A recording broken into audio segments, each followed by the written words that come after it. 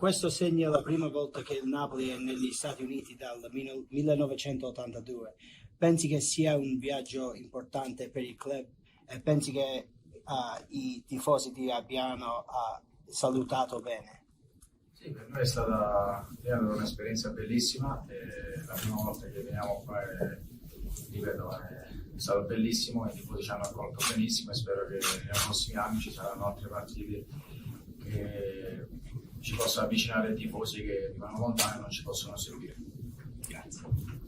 The question was that this is the first time Napoli is in the United States since 1982. How has this experience been? Have the fans saluted you well? Lorenzo says that yes, has been a great experience. The fans have done a great job, and he looks forward to maybe playing in the United States again in the future. And welcome, fellas and bellas all over the world, to another episode of the Napoli Rant. I'm Rafa Pizarro, joined by my co-host, the Vicar of Vesuvius, Rafa Rispo. What's up, Rapizzaro? What's going on? Good to see you. Good to be back, you know? You too. Yes, it's good to have you back. I can't do this on my own every week, man. Come on. That's no ridiculous. way. But you did great. You held down the fort. Super happy about that. Welcome to everybody in the chat. Let's get this rant on the road, man. Thanks for stopping by. Big shout out to all our audio listeners. And boy, it's good to be back, guys. Sorry I missed you. Yeah. Lots of crazy kind of emotional weekends for most Napoli fans, especially considering that we saw the last home game possibly for Lorenzo Insigne happened, and it was a great send-off. I was super happy about that. Packed stadium, great show, great effort, big trophy. Yes. We'll talk about that. We'll talk about some Cafanata a little bit. We'll touch about the game. Maybe it wasn't the most important game, but we did clinch third. We'll speak about that a little bit. Yes. But yeah, man, let's get into it real quick, Rafa. We'll go quick about the game, the aftermath. We win 3-0. Goal by Lobotka. That was really cool. Yeah. Lobotka's goal made it. Yep. Osimhen again with the head. Took the mask off after to show that the mask doesn't affect him and actually might even help him a little bit. No. Do you think it's for the photos? No, I mean, listen, it's maybe an intimidation factor. He's fine. He's doing good. All right. But yeah, man, so many goals from him, from the head this year, which is great. Something that we need him to be in the middle of crosses, to get to. You mentioned Lobotka's goal. That was cool. We might go a little deeper into the Insigne goal since this is the Insigne episode, Yes. Something that thank you very much. Both of us. We're dripped out today, aren't we? I got the Insignes in the back here. I love it. The Maradona. You got the last year's Maradona. I got the Capitano. The Fascia Capitano. Rafa got the armband. Who has the armband? Nobody got drip on like that, man. Nobody got armbands, man. Only Rafa. I mean, and whoever you gave one to, like that's gotta be the drippiest piece of like article of clothing or article of drip that you own. I love it. I absolutely love it. Dude, Carmelo said possibly he'll be back. You said possibly the last home game. It's definitely the last home game for the season, but he might have something going there. Possibly, LOL, he'll be back. Well, my cousin said the same thing. What if he spends 2 years there and they just isn't working out or whatever? He's not happy and he asks for a transfer back and. Unlike ADL, he'll go ahead and spend some cash on Insigne. I doubt that's going to happen.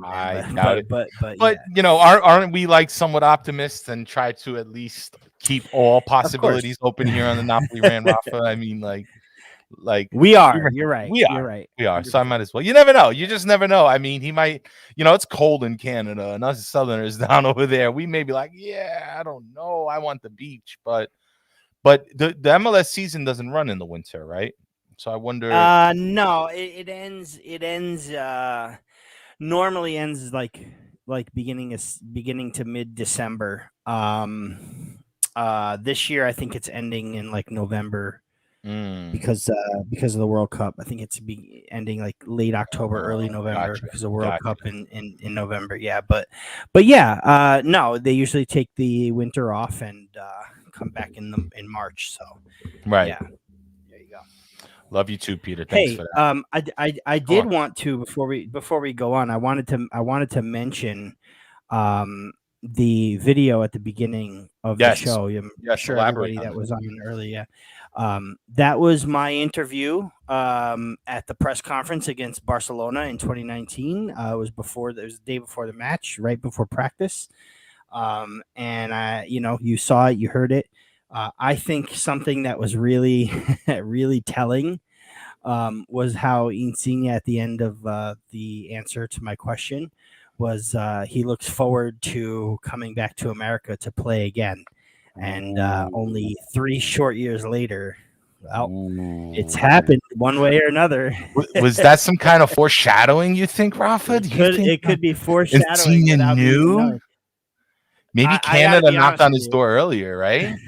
They caught wind of the answer to my question and was like, huh, maybe we got something here. I got to tell you, I didn't recognize that until we played it just now. So we played it just now? that was something that I was like, wait a minute, I got to use that. It's like when you go back to a movie, like, oh, I forgot about that part. Oh, that, yes, yeah, right. Exactly. Oh, man, exactly. I love this one from Color, but I'm sorry, Rafa. No, go ahead. No. You go ahead. We'll Color Insigne going to be a snowbird, playing the summer in Canada and spend the winters in Miami with Beckham. Ooh, and Miami with Beckham and soon to be Messi. I don't know if you heard that, but the big word right now is that after his PSG deal is done, he's going to Miami FC. Or Inter Miami, or whatever, with Beckham's team over there. So that's big news. I mean, the MLS is doing what they have to do to get these players, man. I mean, they are. I know a lot of people consider it a retirement league, and it might be for some, but there is money to be made there, man. Mm-hmm. That's especially for these foreign players. I love this one. You've been dubbed Rafstradamus by Pasquale Napolitano. I love that. I'm telling you, yeah, Rafstradamus. I was the first one saying, "No way, he's not going to Toronto." I'll get Insigne tattooed on my ass in a Toronto FC jersey if he goes. And look what happened. I might have to make do on that bet that everybody is telling me. Messi to Miami. Yeah, it's fake like birds. Dan D's already starting with the birds nonsense. But what if he just wants to chill? What if he just wants to chill by the beach, South Beach, Messi? Maybe he'll be like 38 or 43 on Inter Miami, something like that.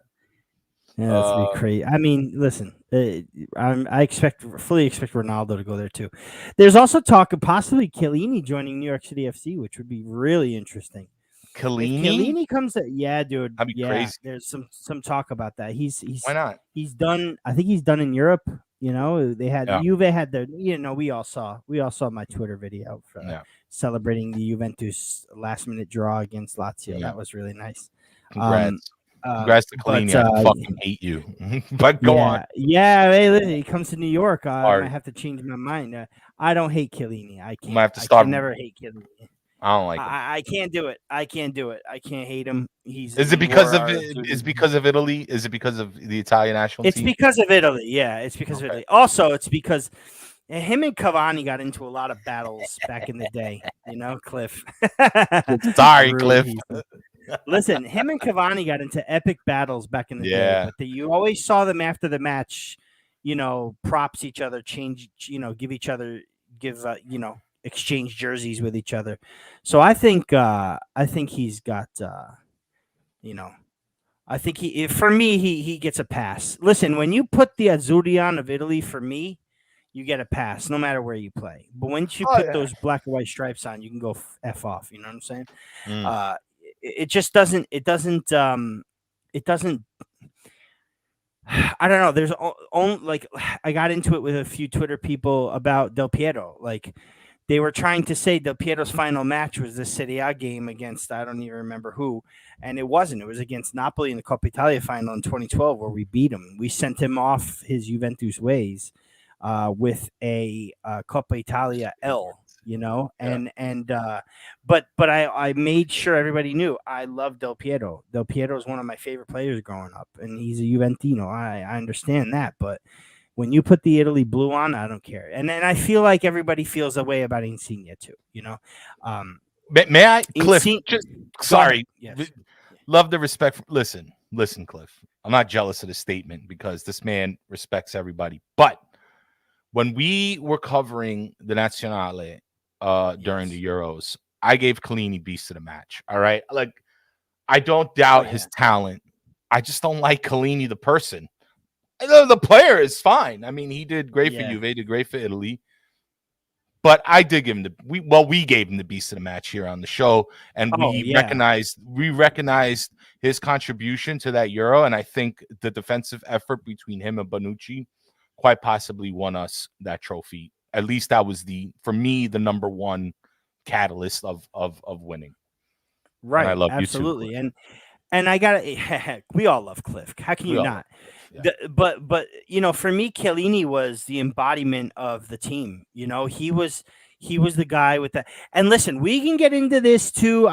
We can get into this maybe at another time. But I have a lot of words as to our next captain, and I can correlate that with Chiellini later on down the road. We will definitely do a special episode. Yeah. Yes. Well, we have a lot to talk about in the off season. You know what I mean? But let's keep it about Insigne. He. But like Chiellini for me, with Italy, I would expect Juventini to feel the same way about Insigne on the Italian national team, or anyone else on the Italian national team. When they put the blue on, you have to respect them. No, absolutely. I know they didn't make the World Cup. They didn't make the World Cup last time out either, but they get my respect when they put the jersey on. And I feel the same way about a lot of Italian players. So there you go. All right, I'll read this off from Cliff just because. For me as a Juventino, most people don't know that Insigne is one of my favorite players. He's someone I can actually like myself too because he's not some physical specimen. He's 5'6" and a baller. I know me he's and 5'6" and he's a baller. Exactly. Me and Cliff are like vertically challenged. I'm 5'6" too, so when I see that man, I can't give him hope. Cliff, we got to go check. Wait, I don't know. You're not from New York, right? Yeah, Cliff? We gotta go. Yeah, he is from New York, but they don't play. They don't play again here, Toronto. I think they might play the Red Bull while he's on the team. I mean, he's not joining until I think like late June, early July. I'm not 100% that they're going to play here, but at some point we got to go. Maybe we take a trip up to Toronto. I did see Bertillo said we welcome the Rafts to Toronto for Insigne Day. It's got to happen. And so Cliff says he's flying to Toronto. That's the thing. Well, listen, if Cliff's going to fly to Toronto to see Insigne, I don't see why we can't go to to Toronto to go see Insigne. Or take a ride up. You and I can take a ride up. Ralph, I always said I think the best way for like the different factions of Tifosi is we all need to pick a neutral team outside of Italy and root for them, and I think that can help with the public relations. Toronto. The thing is for me is I'm such a New York City fan, man. I love that team. I love it, and I don't want to say that we're like crazy rivals, Toronto and New York. I do. Here's another thing. I have had an affinity for this Toronto FC team. When they had come si chiami? Giovinco on the team. Right. They had Giovinco on the team. I was, Marco Cubani also really kind of like helped me get into them because he worked with them, and we were always like chatting back and forth about NYC in Toronto. You know what I mean? I'm always kind of like every now and then I'll message him and say, hey, good win. You know what I mean, for Toronto. So I'm very happy that if it wasn't New York City, it was Toronto, so that it's sort of like a second favorite for me, and I'm very happy that it's there. And plus, I've always wanted to go to Toronto.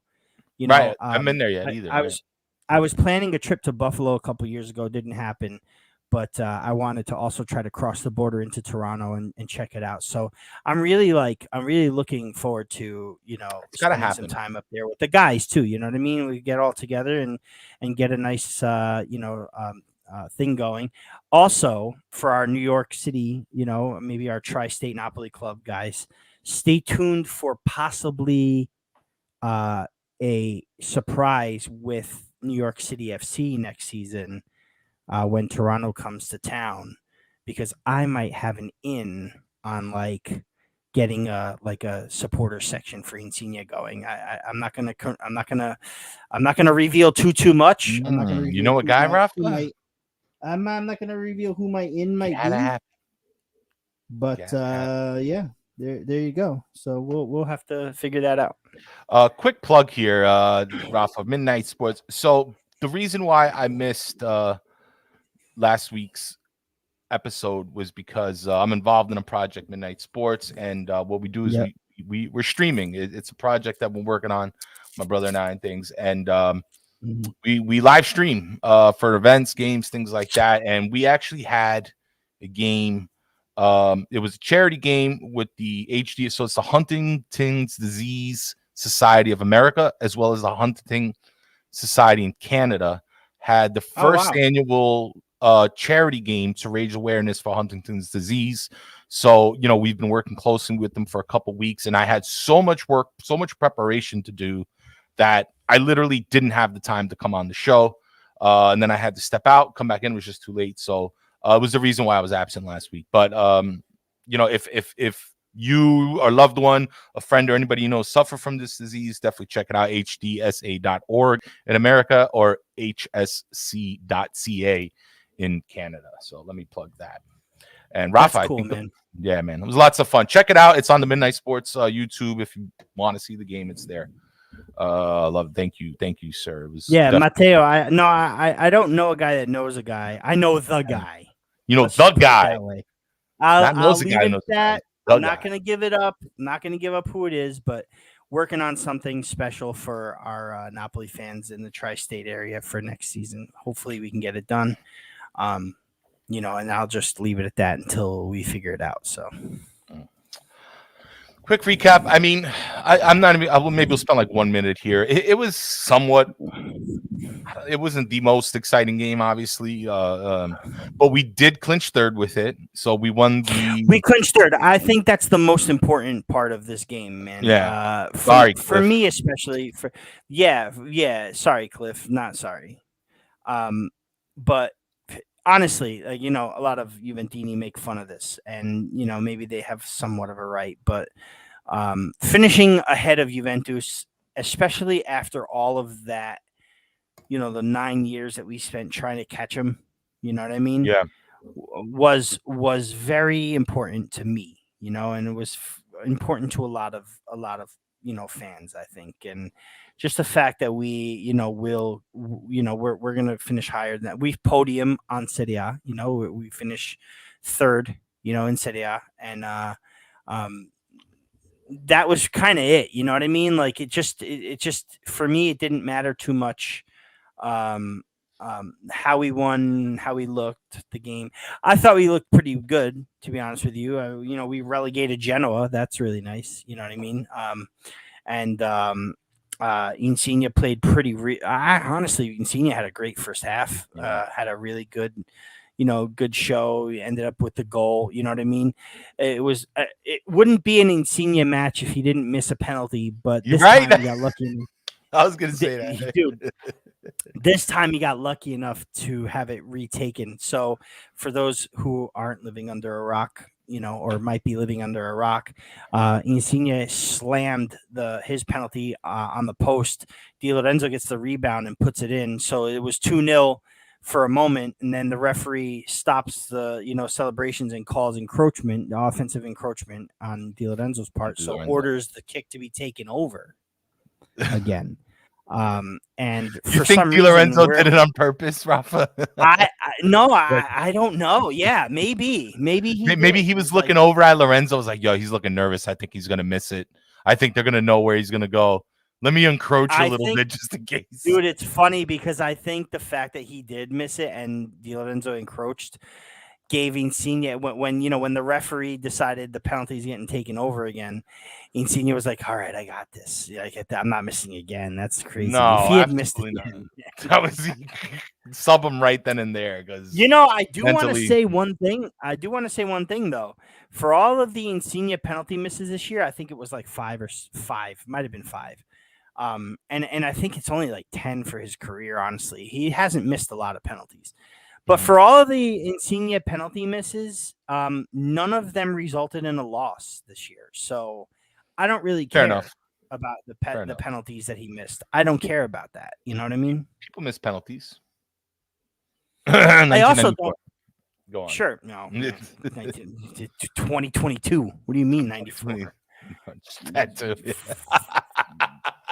Yeah, but come on, that profile by Roberto 2021. Baggio, like that. I mean, Yeah, you're talking about that- between no. That was the disrespect to ultimate. Jorginho, That was but the ultimate. That was the ultimate miss. That was the ultimate miss. But here's the thing. A lot of fans outside of the Italian soccer community, they remember Baggio for the penalty miss, but most fans and most Italian fans remember him for everything else. Oh, You know what right. I mean? No, I get it. I get it. Why should Insigne be labeled Pensigne this season? Especially, okay, so he scored what was he on 12 goals this year or 11, and maybe 10 of them were penalties. But that's this season. That's not his whole career. Like there's a reason they called him Pinaldo, because Ronaldo scored a whole shitload of penalties. There's a reason why Immobile gets like the stigma as a penalty merchant. You know what I mean? Because in his career, he's taken penalty after penalty after penalty. Right. Insigne has only been, this is his worst season from open play as far as goals go. But I mean, there's no reason to call him Pensigne. It's only been this season. I don't know. I'm over that. You know what I mean? I'm over all the negative slander on Insigne. I think it's done. He's gone. He's leaving. Let's just enjoy, let's enjoy celebrating him. Let's enjoy, remembering him on this team. And then we have to move forward. So there you go. Speaking of moving forward, let's do a beast of the match, Rafa, real quick. Guys,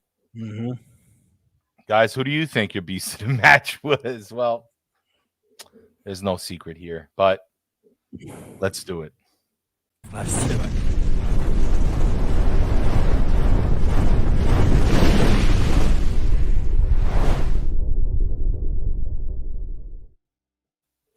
I mean, well, what do you know? surprise, right? Listen. He was always gonna get the beast of the match today. But I firmly believe that he probably would have won beast of the match anyway. His first half was pretty amazing. Right. He had a pretty decent first half, man. Right. He really did. Agreed.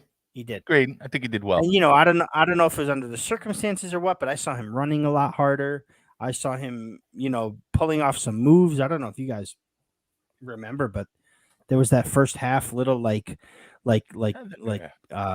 was it, like the play over the defender and then the juke on the other defender, and then he took a shot and Sirigu actually saved it and went out for a penalty, and then or a corner, and then he went like this to amp up the curva, and I think he did. He put crosses in well. He got to the ball well. I think he just hit the adrenaline of the moment. I think he was like, you know what, I have to perform here.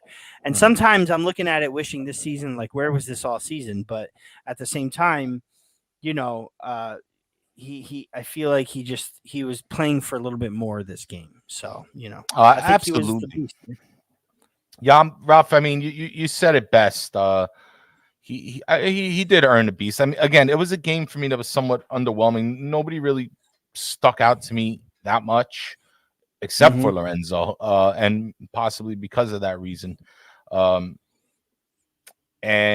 But either way, it's like now that I did this, now that we're here right now live and doing this, like I think back when we started the show and when we spoke about Insigne, good or bad, and to see him leave, I know he had a rough season, fair enough.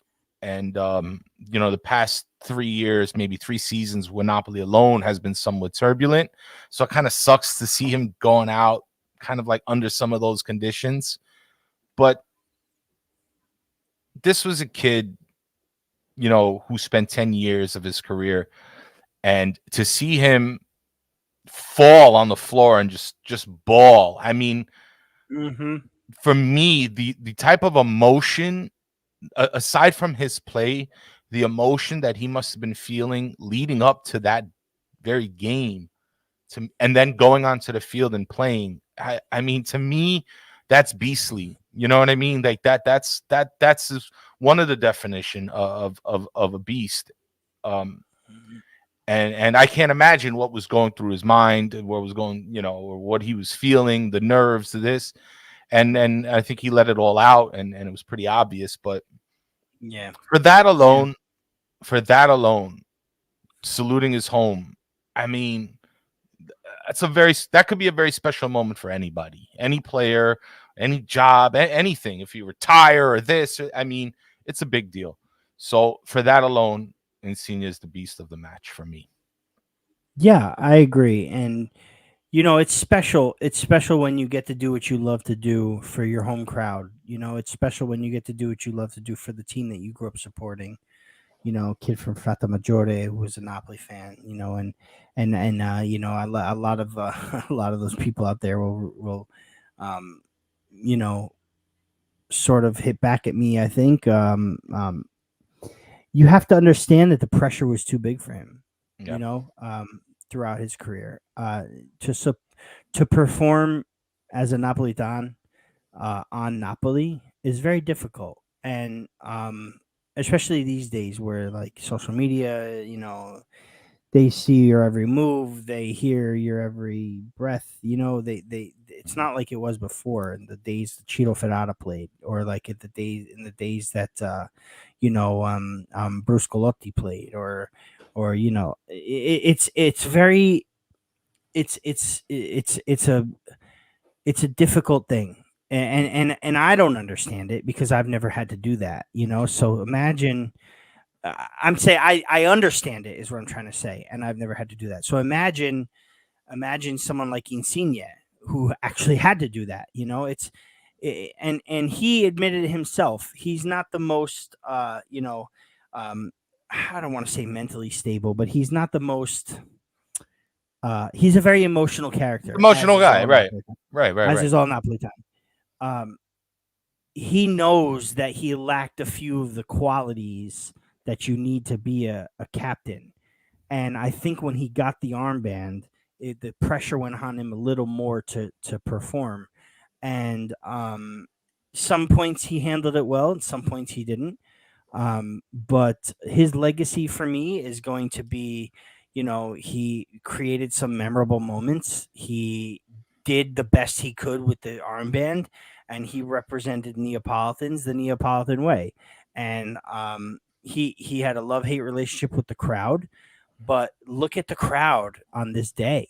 I mean, what a like even especially after listening to the latest in the shadow last week before the game, where Michele was like, most everybody's going to go to the game because it's the last game of the season. It's nice weather. It's May. There's not much to do, so they're going to go to the game.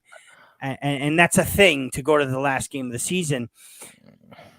And Insigne leaving is sort of secondary, but not as far as I've saw in the crowd. You had everybody on their feet for him, showing him the respect he deserved, and I don't think it could have gone any better.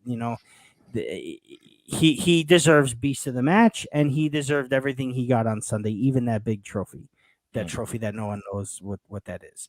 So looked like a Rafi boy, duplex apartment. It looked like a trophy of himself. They should have De Laurentiis should have just made a trophy of Insigne, like in a trophy form, because it was life size, basically. Right. I mean, right. It's like it was funny, like, because when I was on Twitter looking at it, I was I was reading people's comments, and it's just like nada cafonata de Laurentiis, and I was like, I kind of agree with that, man. De Laurentiis is just is he he's just making a lot of stupid mental mistakes, ADL, this season, and I don't know. Right. Sean Sullivan said ADL pooped it out. It really felt that way, man. Like, what were you thinking? Like a small handheld trophy or a freaking or a plaque. I mean, I know he got the jersey in a frame. Dish, Yeah, right? He got the jersey in a frame. That would have been enough for me. I don't know what the trophy was about. Also, what was the deal with his jacket? It was hot in Naples. Bubble man. jacket. He had that bubble on like it was snowing. And then Edu with his freaking like Fabian bun. He's trying to be like Fabian now. And it's funny, someone in here wrote it, and I don't remember who it was. I think it was Pasquale said Joe Fischetti had the comment of the season on Twitter, which was I'll find it for you. What? Yeah, something about ADL and Edo like carry all the players got to carry their kids out, hold their kids' hands out onto the pitch, which is customary for the last game of the season. They do that normally, and Pasquale said something about Joe had tweeted out.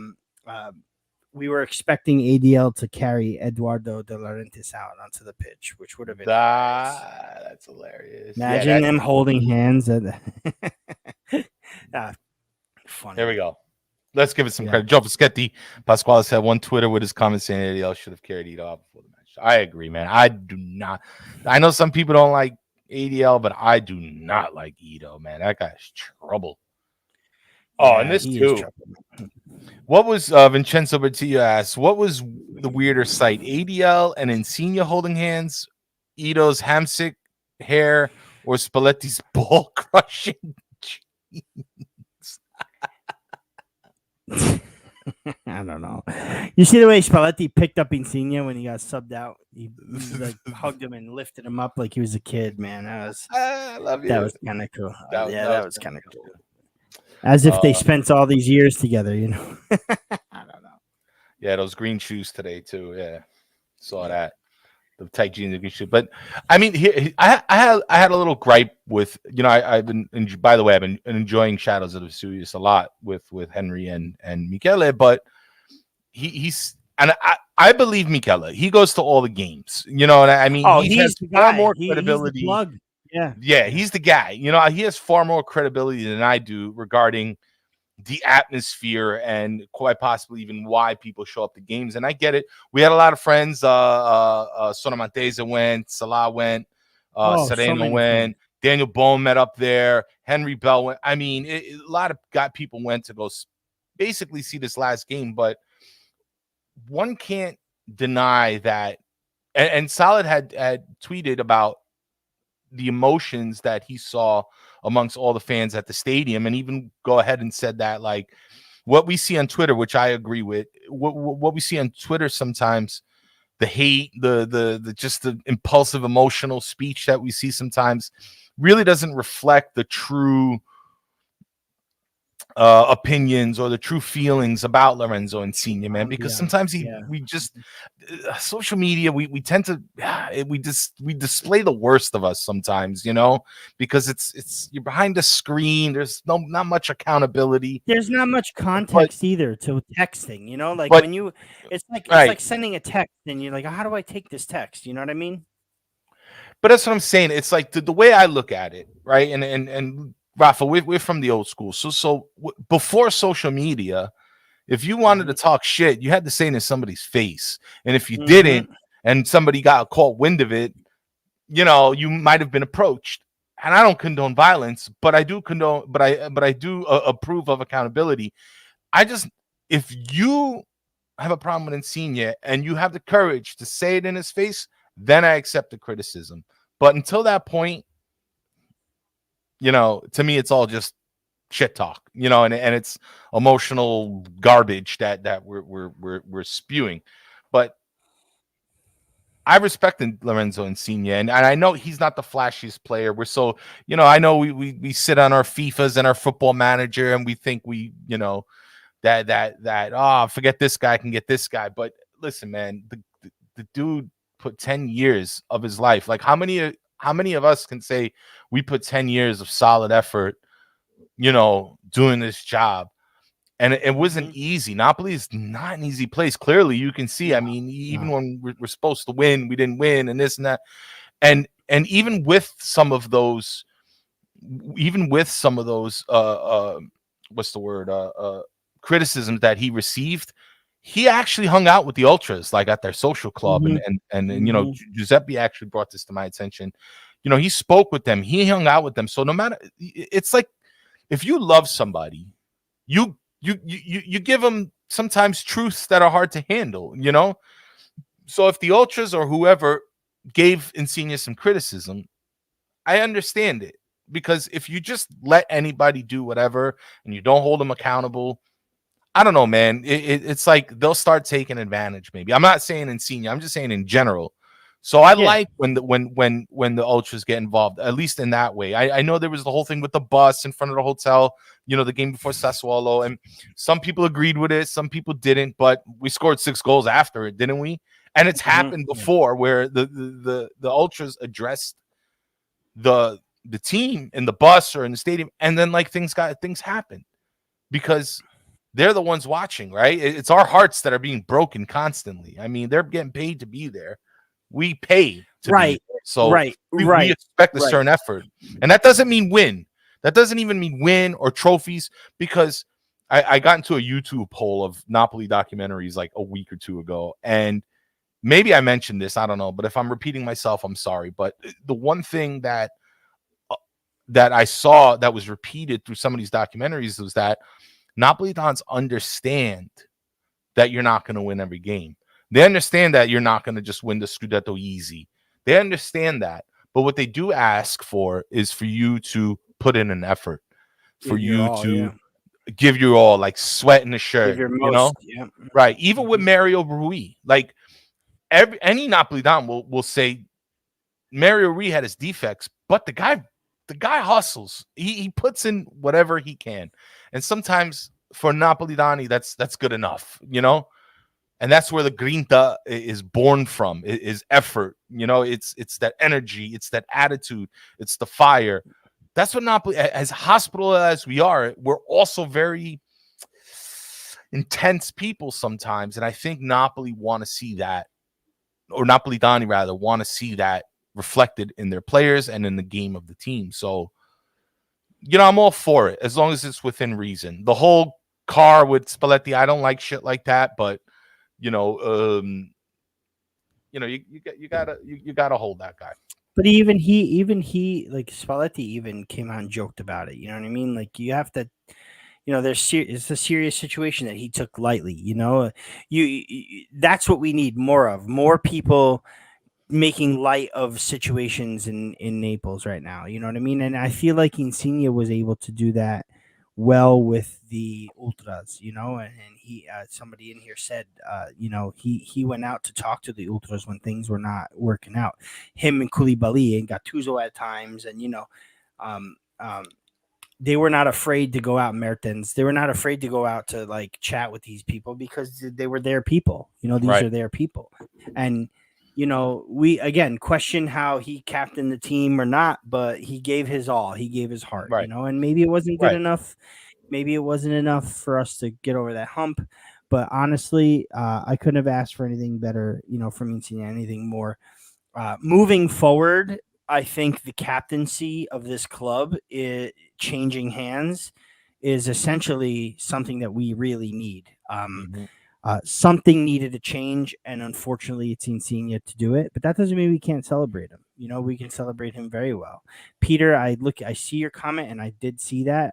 That might be for like another show. But I'd like to give big ups to the New York Rangers, who beat the Pittsburgh Penguins. Oh, that's right. Hey. Ralph Pizarro and mine's New York Rangers took out the dirty Penguins of Carm. Carm is a Penguins fan, by the way, which is crazy to me. I didn't even see that coming. He might have mentioned that once. But yeah, congrats to the Rangers. They start their playoff season against Carolina tomorrow. And I guess while I mentioned it, Peter does say, did you guys hear that the Hurricanes are banning fans outside of the Carolinas from buying tickets? Very European of them. Yes, I did see that. I thought that was really interesting. It's, when Juve were selling to only residents of Turin and not allowing Campania residents in, that's very, very European of them. And I'm surprised it didn't take more of an uproar here in New York. Oh. But you know what? Whatever. That's just wanted to mention that because Ralph and I, we were going to go on yesterday. We're going to shout the Rangers out anyway. So there we are. We were going to put on Ranger drips, but I think we'll save it for the next episode. We'll save it. They're still in the playoffs. Yeah. They're still in the playoffs. Expect some hockey jerseys next week. Ralph, I want to address this one comment because I think it's important. Then I want to move on because we did. We sent out a tweet yesterday, I believe, and we asked our viewers to tell us an Insigne moment that they really enjoyed, and we had a great response. I picked about 10 or 15 of them to put up here so we can just kind of show it and maybe discuss it real quick. We're also going to discuss a little bit. We'll end the show. We'll cap the show with what's going on in Serie A regarding the relegation battle, as well as the promotion battle in Serie B and their relegation battle with some fun facts.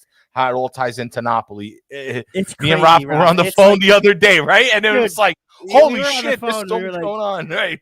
I gotta tell you, because we, obviously yesterday was a mess, and it just wouldn't have come off the way we wanted to, so we decided to change it to today. Yeah.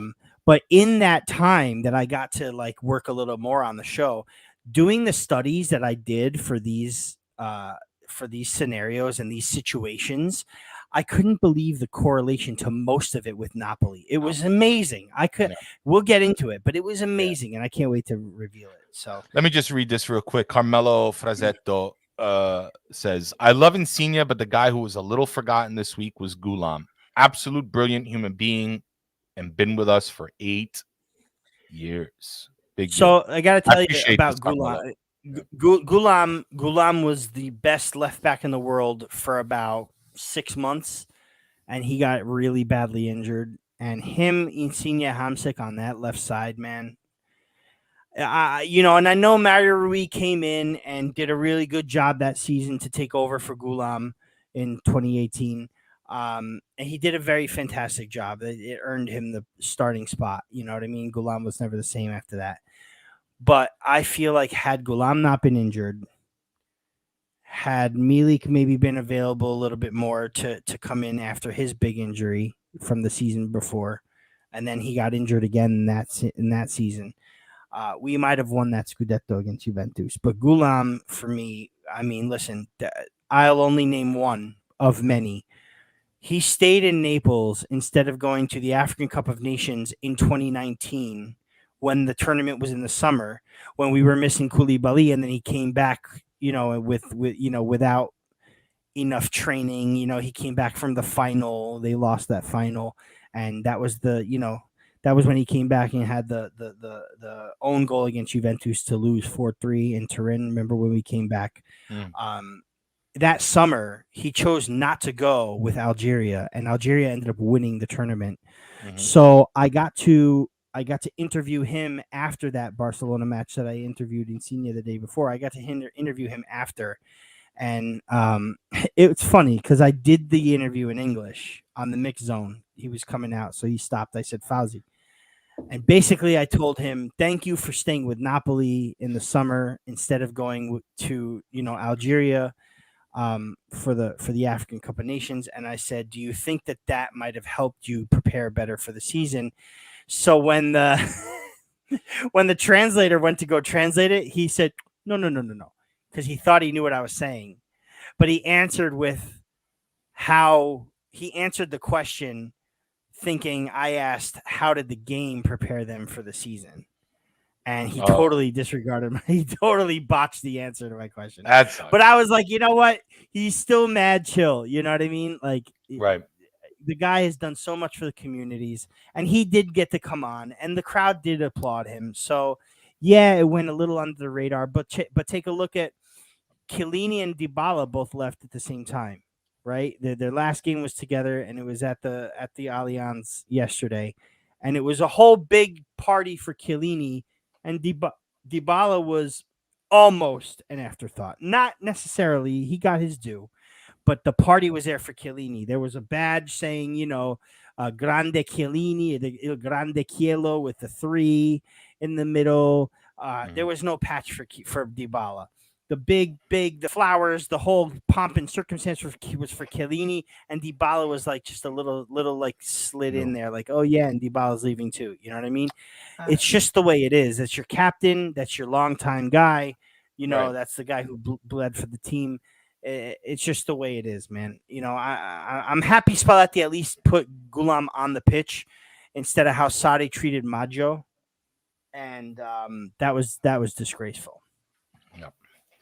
Moving on, guys. Like I said, we had asked earlier. Yesterday about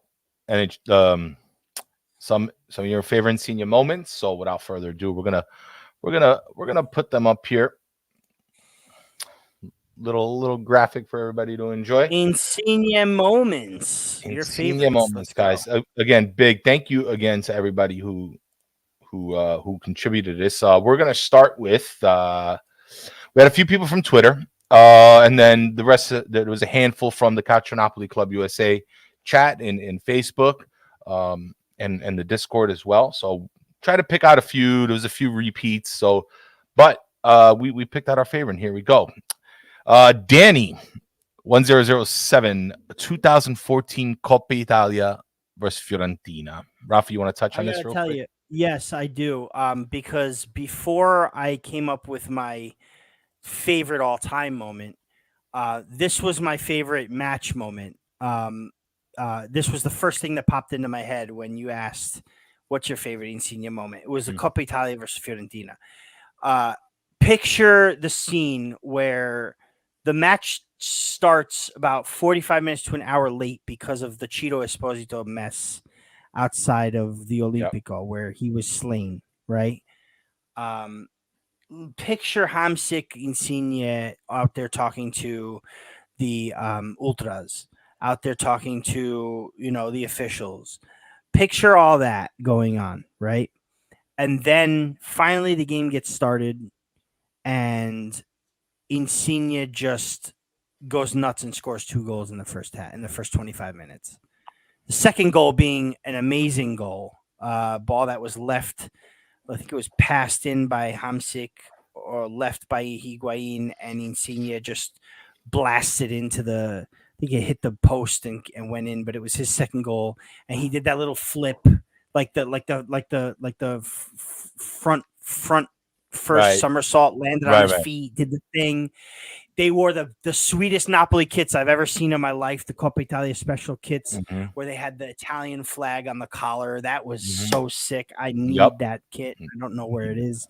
I gotta find it eBay. At some point. I have to have that. I tried, but him being a protagonist in the Coppa Italia final was a big moment for me too.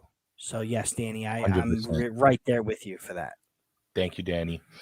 East Bay Napoli, the chip against PSG for his he scored moment. He scored 2 goals against PSG in the Champions League too. It was in both legs. I think the first was in no, I'm pretty sure it was Insigne where he scored a goal in Naples on a penalty, and then the goal against PSG in Paris, the chip. Oh, what a goal! I think it was to put us up 2-1. We ended up drawing 2-2 on a last-minute Di Maria goal, but we had PSG rattled. That was another letdown in that Champions League. We lost out by 1 goal to Liverpool, which sucked, but we thought we were going to get railed against PSG in that season, and we ended up beating Liverpool at home and then drawing 2 games against PSG. So, I mean, hats off to the team, but hats off to Insigne too. That chip was beautiful against them. Beautiful, beautiful. Guys, if you like it, please give us a like here on YouTube. It'll certainly help us out. Subscribe if you haven't subscribed already, or if you have some other moments that you recall and you want to put it in the comments, whether it be on Twitter or on YouTube, feel free to do that. But yeah, hit that like button, guys. It really gives us a big boost. We read the comments afterwards. Yeah, too. Comment on the posts and Twitter and stuff like that. Right.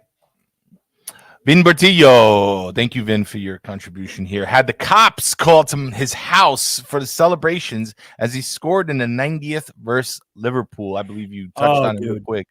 Yes. Unforgettable moment, without a doubt. Without a doubt. I believe I was Twitter living that moment as it was happening. I didn't have the camera to the screen. I had it to me. And I definitely cried when that happened because that was a big moment for me. Big moment. When he scored that goal, I don't know, something came over me and I bawled my eyes out for that. It was just amazing. I think also that might have been right after they won the Champions League. I believe they were either runners up or champions of Europe. Maybe they might have been champions of Europe that year, but they may have been runners up too. I don't know, but what a goal. What an amazing moment that was. Amazing. Joe Fischetti adds, thank you again, Joe, for the contribution here. Joe Fischetti says, game tying goal against Benevento last season with a left-footed tiragiro, and then telling his brother Roberto that he has a better left foot. Oh, man, I remember this one, too. This is a fun game. Yes. I believe we were down that game, right? I think we had to were come down back. 1-0. Down 1-0. We were down 1-0. We came back. We ended up winning 2-1 on a Petagna game winner. Right. But not before Insigne blasted it with his left-footed tiragiro. Yeah. Unbelievable. It wasn't even, with his left foot. I mean, impressive, very impressive. I think it hit the bottom of the bar too when it was such a great goal. Yeah. Funny enough, as I was going through a lot of these moments when I was, I kind of tracked back to like some old videos to kind of refresh my memory for it, and I came onto a video about Insigne's goals, and he had a lot of left foot goals. Man, the left foot wasn't terrible. Yeah. Yeah. Oh, that's right. And Carl points out that it was Roberto that scored against us. Right? No, that was big. That was big. Yeah. All right, moving forward. Jacob Moore from Calcio Napoli Club USA. Not a play actually, but I was there. It was January 13th, 2013 versus Palermo. Speaking of Roberto, the first time Roberto and Lorenzo were on the field together at the same time on the same team. Right. Boy, this is a great one. I appreciate this one. Yeah, this was a really interesting one. Roberto came in for 6 minutes at the end of the game. I believe that was his debut performance or appearance with Napoli. Sort of the same way Insigne made his debut. A couple minutes left in the match back in 2011, where Mazzarri let him come in. And or was it 2010? I think it was 2010 where Mazzarri let him come in. He wore like number 37. His jersey was way too big for him. But this was really cool because they got to play for a couple minutes together. I think that's something that every brother duo wants to experience in their life, Well, speaking of that moment, Carmine Tifoso says to us, his first goal versus Parma in 2012. Again, this also was a special one, right? Yeah, this was a special one because it was his first goal. I think he came in for Cavani. Pandev was on the pitch. This was your quintessential Napoli team from the early 2010s. The team that everybody fell in love with. With Walter Mazzarri at the helm. It was just magic. It was magical, and it was off to the races from there for him because it was just a fantastic moment. I believe in that season too, he scored a match winner against Genoa where it was a crazy one. I think like Cavani had scored, Pandev had scored, Mesto has scored, and like Genoa just keep coming back, and it was in Genoa, and he got the winner. Was it the winner or was Hamsik the winner? I don't remember, but it was pretty nuts. That was a memorable time. Very memorable. Certainly. And he looked like such a little boy on the field, man. It's crazy. Yeah, man, with a bad haircut. So right. His haircuts got a lot more crisp as time went on. That's for sure. That's good. That's good. He probably find a new barber like ADL needs to find a new physician. Hey, relax. But so this next one, a few people submitted this one. It was the Mr. Strap on Twitter said the goal from half in Madrid Champions League 2017. At the same time, the Strat IFTV actually responded as well, like literally back to back, and also wrote the goal versus Madrid in UCL. We thank both of y'all for the contribution here. But so yeah, IFTV came in with heart eyes emoji, and I don't know if I can explain it any better. I mean, yeah. And if you guys go back to listen to Shadow episode 10, this last one, Michele talks about that, where he was there at Madrid for the game, and I think you should go listen to that. But I remember the pressure of that game. That was the biggest moment, you know what I mean, in Napoli at that point in time since Maradona. Playing against Real Madrid at the Bernabeu in a knockout round in the Champions League and taking the lead 1-0 on the road, and in the fashion that he did it, and the fact that it was him, and in the way he did it, and in the anticipation of the game, that's something that, really made me tear up when I watched it. It was also beautiful goal. It was also only like a month or two after I started doing this whole thing, like I had been invited on Sempre and invited in a permanent role, and that was the start of my Napoli content creation. And here we are 5 years later. You know what I mean? And I got to tell you, that was just a special moment in Napoli history. Never mind. And the kits that they wore that day are one of my favorite. Those are the black and gold, right? The black and gold, man. That was just freaking so beautiful. So beautiful. Probably top 5 favorite Napoli kit. Gotta be unbelievable, gorgeous. But it's got to be the Champions League one. Gold one, right? There's only one. There's only one. There's only one sponsor here with the Champions League patch in between the gold Kappa symbols, the gold Kappa here, the blue N on the all black. Oh my gosh, so great! Fire, black and gold. Yes, fire. All right, guys. Moving on to Partenopei. His match at home versus Juve under Gattuso when he assisted Callejon towards the end to make it 2-0.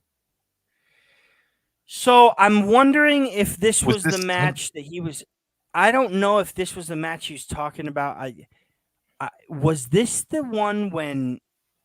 Was this the one where he scored first? Was this at the Maradona? Because I believe he score a goal here? No.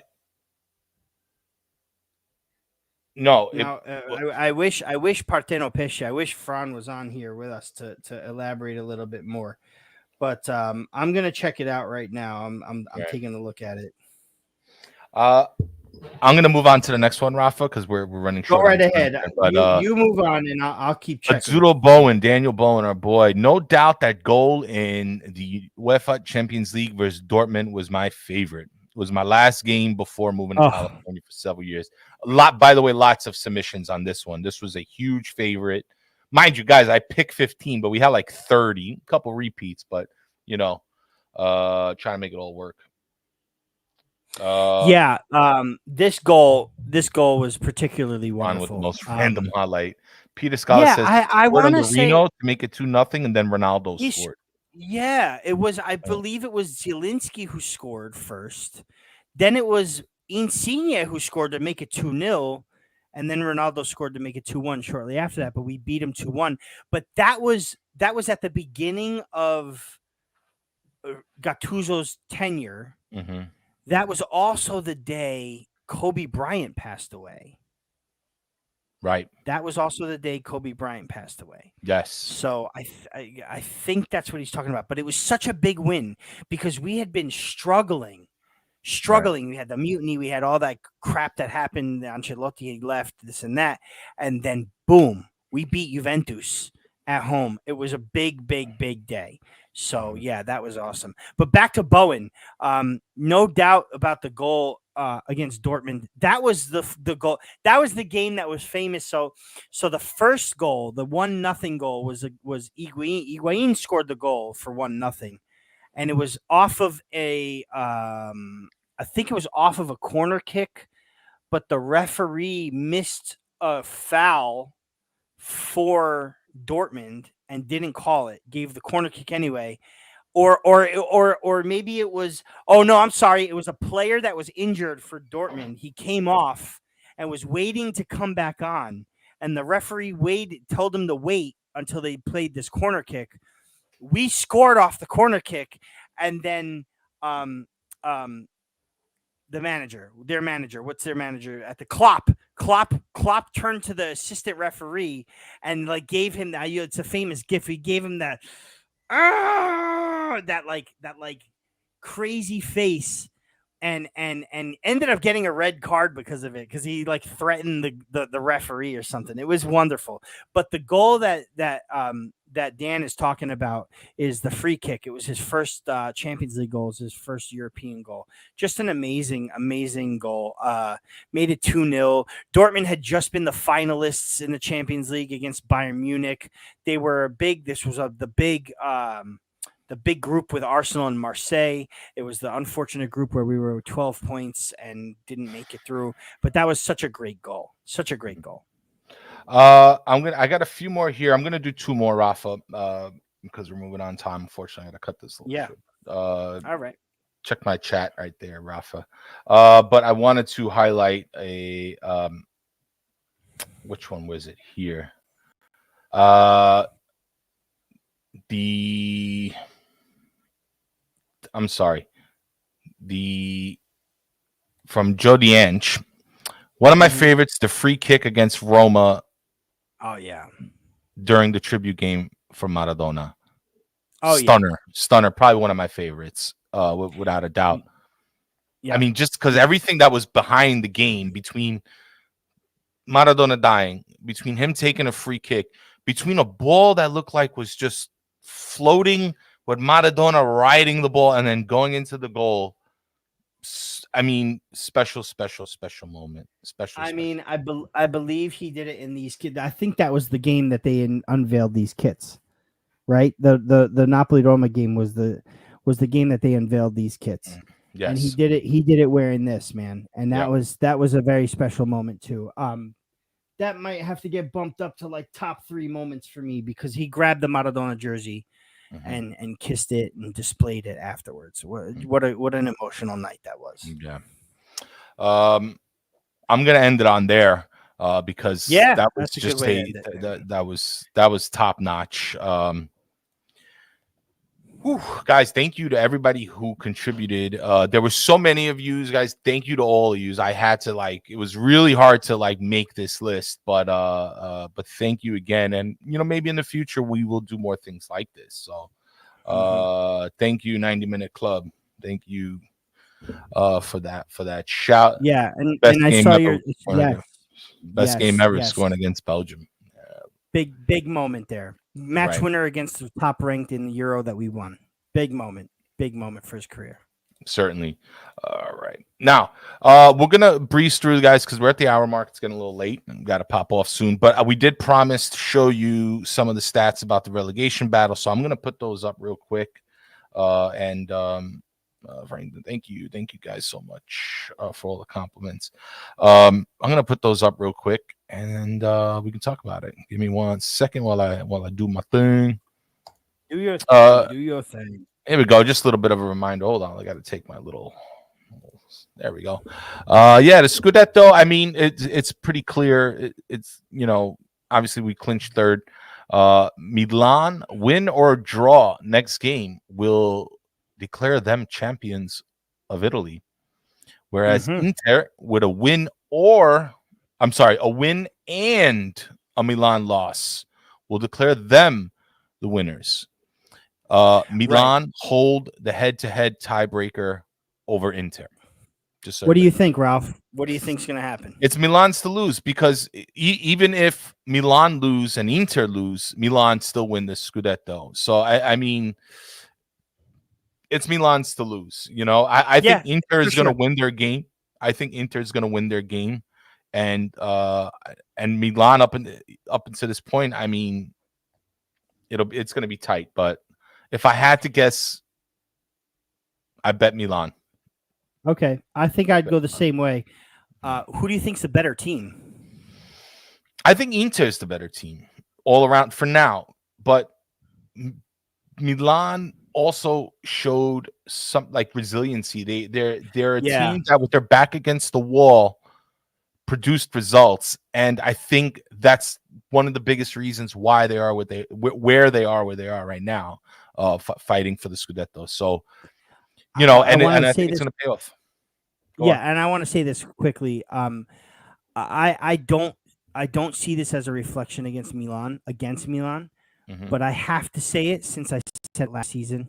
Milan had nothing to play for after the winter. They were knocked out of Champions League at the group stage, like Inter was last season, and it's paying off. You know what I mean? But at the same time, you know, I'm not just going to use that as this is the reason why Milan is winning. Milan had issues last season that were addressed this season. So now I don't necessarily think they're even better than Napoli. I think it goes Inter, Napoli, Milan. Right. You know what I mean? But in terms of better teams. Right. But they, again, addressed issues that needed addressing and capitalized on the mistakes they made last season. And I'll tell you right now, the 5-game stretch against those teams that I told you they weren't going to win all of them. They were going to drop a lot of points and Inter were going to catch them, or we were going to catch them. They've won every single one of them. So, you know, as expected, Inter dropped points, and then as expected, we won out after we were basically out of it. Right. But unexpectedly, Milan beat everyone that was put in front of them and did it with, you know, a style that they never faltered. They haven't lost since that loss against, I think they lost to us, and then they lost that Spezia match. They haven't lost since. If it wasn't for the referee messing up in that game and admitting he did, where Spezia ended up winning, their last loss would have been against us, the Elmas goal in the 5th minute. Right. So, I mean, this is Champions League 4 is right here, Milan, Inter, Napoli, Juve. Right. And then looking at the UEFA Europa League, Lazio qualified with their win. Actually, with tying against Juve. Actually, I think it was the Atalanta loss. I'm sorry, the Atalanta loss qualified Lazio. Or was it the Roma draw? I don't know. Either way, Lazio qualified.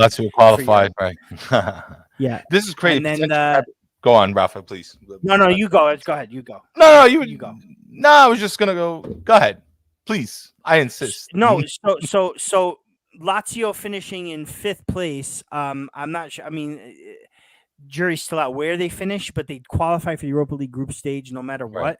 But not too far off where I thought they were going to be in 4th. And it looked very slim for them to be finishing up in 5th place. You know what I mean? They were at times a very poor team. And I had them in 4th place at the end of the season.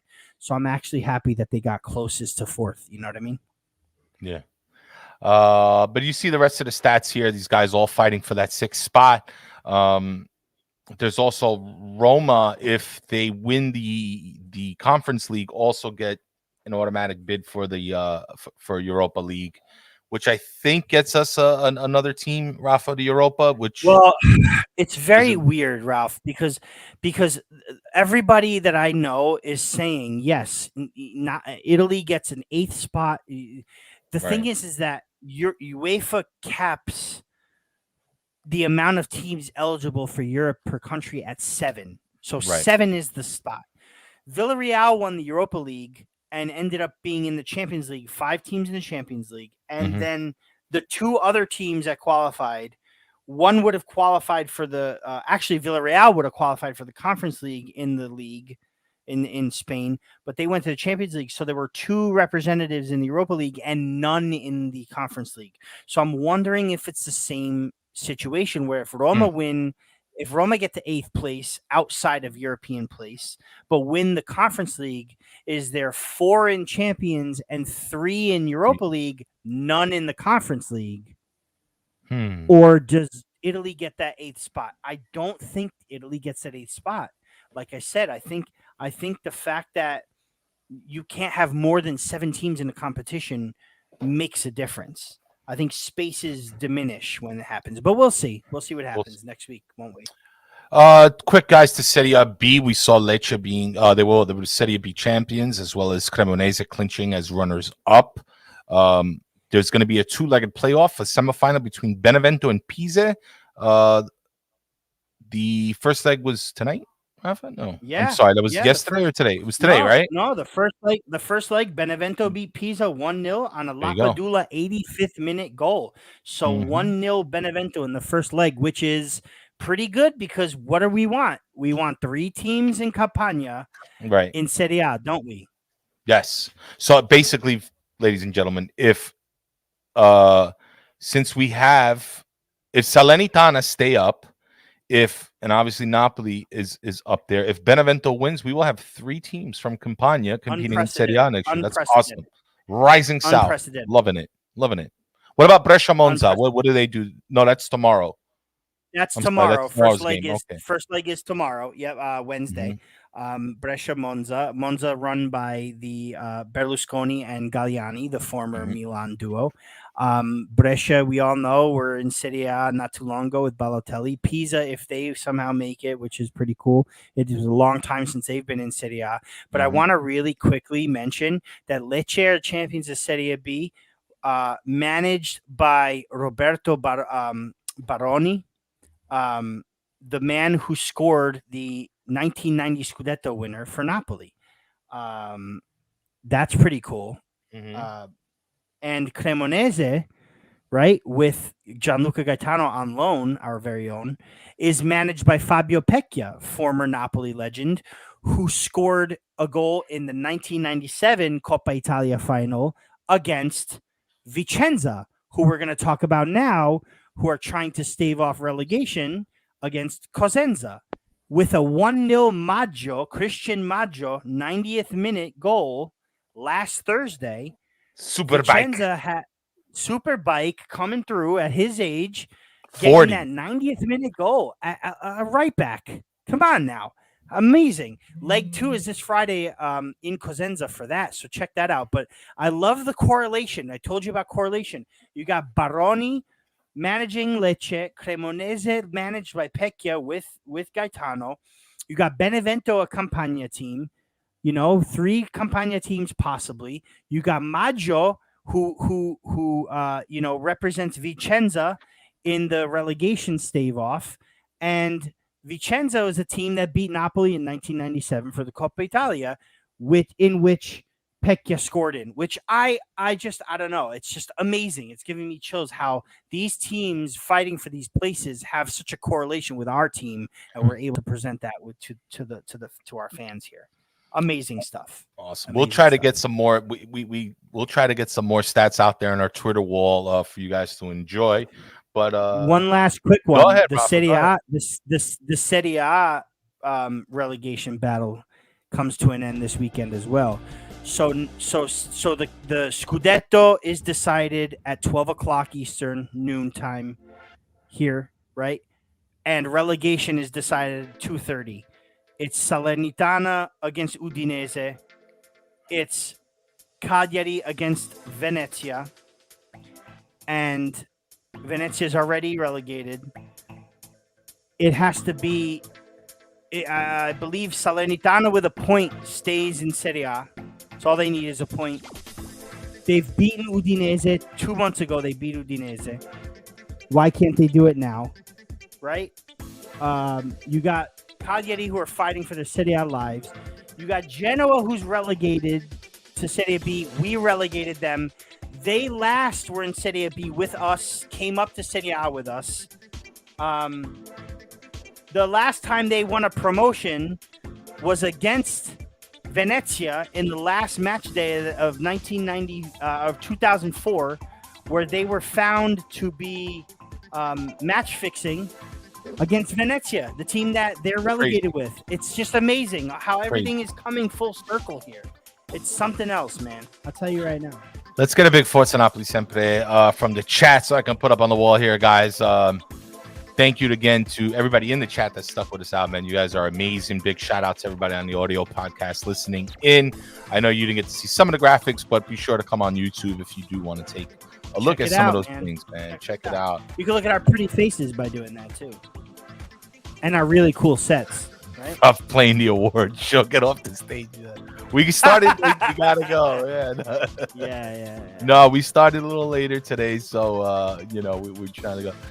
All right. Thanks for the show as always. Pleasure, Pasquale. Thank you for always coming on, man. Being such a good guest. This is where I go. You don't wrap me up. You don't wrap me up. You don't shut me down. You don't shut me up. Listen, I'm gonna end my day by telling one last quick story. In the car out of nowhere today, I said to my fiance in my dad's Napolitan accent, "Hey, you know what, baby? I freaking love you so much." And you know what she said to me? This is how you know she's a keeper. You know what she said to me in response? She said, "Hey, guaglione." That's amazing. Keeper.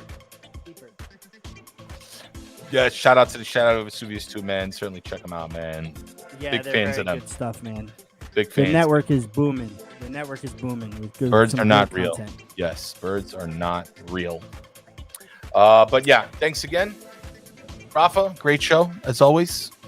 Thank you, my friend. Thank you. We'll be here next week. Bird poop is real, though. Bird poop is real because it's on the car and I gotta clean it. So it's very real.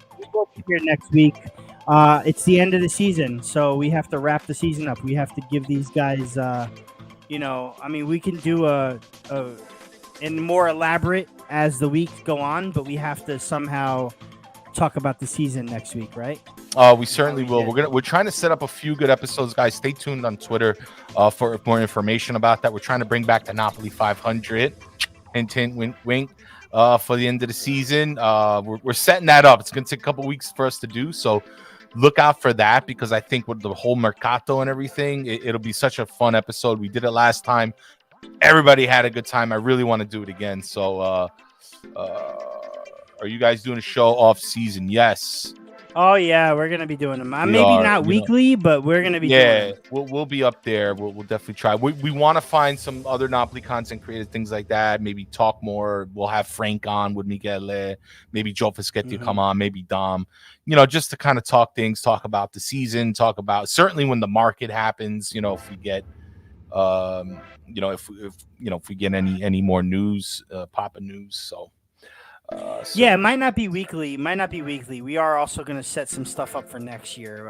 We have a lot of cool ideas, a lot of plans. So, for certain. But yeah, Napoli drip shows. I'm looking forward to next season's drip. Yeah, for sure. Yep. All 30 of them, but gonna look good. Spending another $1 million on it. But anyway, thank you again, guys, and thank you again to all the contributors for the Insigne moments. To Lorenzo Insigne, good luck to you, sir. We'll see you in the US probably. Grazie Insigne. Grazie per tutti. Grazie Capitano. Good luck to you, Gulam, and the rest of y'all, whatever. But but thank you so much, and Forza Napoli sempre, guys. Ciao. Ciao.